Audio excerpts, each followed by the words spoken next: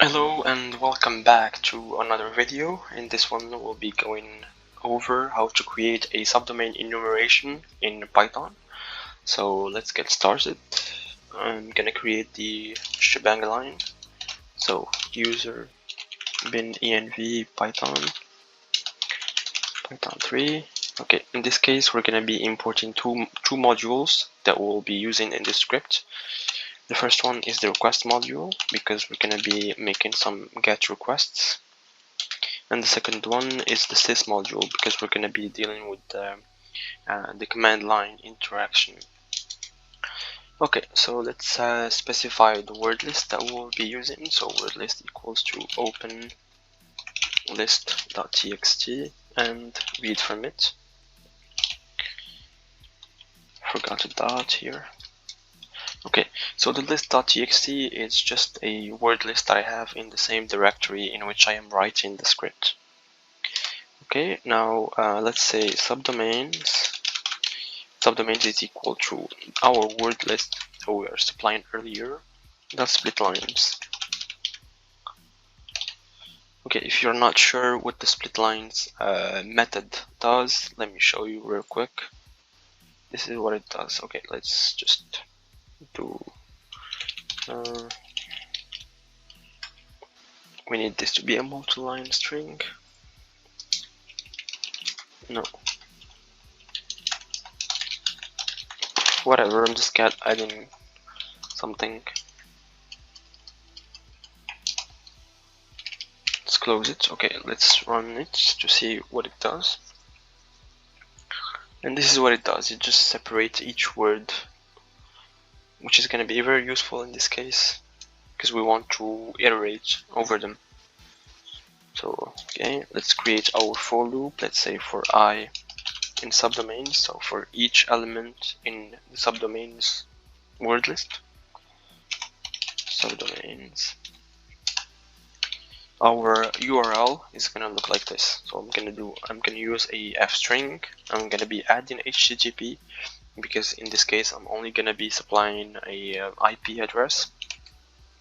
So I, which is going to be a variable that's going to change dot sys dot argv 1.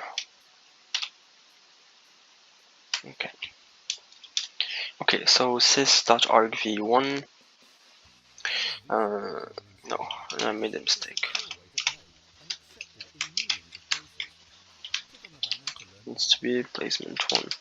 So what this means is the argv1, it just means that, for example, when I'm going to be using the script through the command line, I'm going to be saying python enum.py, and I'm going to be supplying the IP address. In this case, the IP address holds the placement number 1. enum.py is 0, and the first the argument that I'm going to be supplying it is the IP address. That's why I'm putting 1 here. And I is just going to be every word in the word list that we are supplying, adding HTTP because, as I said, I'm just going to be giving it an IP address, not the full URL. And to make it easier for us to know what the script is doing, I'm just going to have it print out to the screen each subdomain that it is testing out. So testing plus URL. Okay, now let's add a try to get that URL. So requests.get URL. And if, for example, we get a connection error, except requests, if our request gets a connection error, for example, the subdomain does not exist, connection error, then we just want to pass. We don't want to do anything. I hope this is clear for you. If we don't get an error, we just want to print out to the screen the subdomain that was found. So else print out subdomain found and print out which URL works.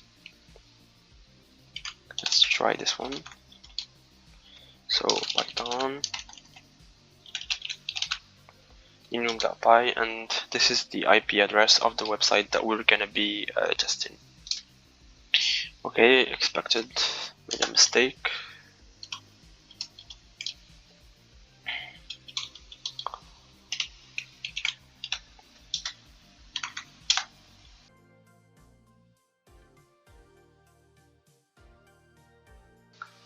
Sorry about that, I just had to figure out what that error code meant and why it was not running. Let's try right now to see if it's gonna work. Yeah, and it does work.